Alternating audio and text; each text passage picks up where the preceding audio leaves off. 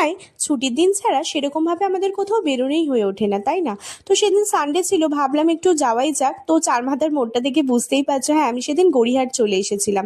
বেশ কিছু জিনিস আমার কেনার ছিল, কারণ সামনেই আমার দিদির বিয়ে, বোনের অন্নপ্রাশন রয়েছে।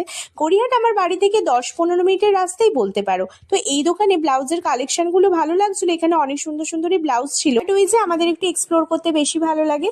তো তোমরা অনেকেই হয়তো জানো, বাসন্তী দেবী কলেজের সামনে অনেক সুন্দর সুন্দর ব্লাউজের তোমরা আরো বেশি কালেকশন পেয়ে যাবে। আর ওখানে অনেক কিছু 3 পিসের সেটও সুন্দর সুন্দর রয়েছে।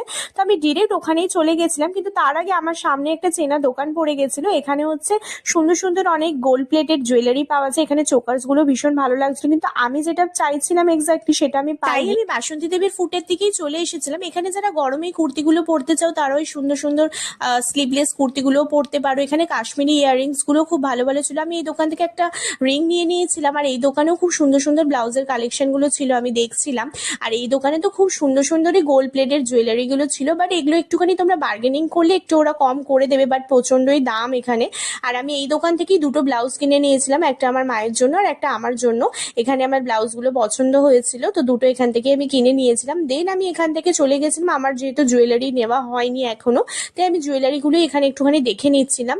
এই দোকানেও খুব ভালো ভালো জুয়েলারি ছিল। নতুন বিয়ে হচ্ছে তারাও পড়তে চাও, বাসন্তী দেবী কলেজের সামনে শাড়ি থেকে শুরু করে ব্লাউজের কালেকশন সমস্ত কিছুই খুব ভালো ভালো তোমরা পেয়ে যাবে। একটু বার্গেনিং করলে ওরা কম করে। যাই হোক, আমার ভিডিওটা ভালো লেগে থাকলে অবশ্যই একটা লাইক করে দিও, আর কিছু যদি জানতেও চাও অবশ্যই আমাকে কমেন্ট করো, আমি অবশ্যই বলে দেবো। আর আমার নতুন চ্যানেলটাকে সাবস্ক্রাইব করে দিও। চলো বাই।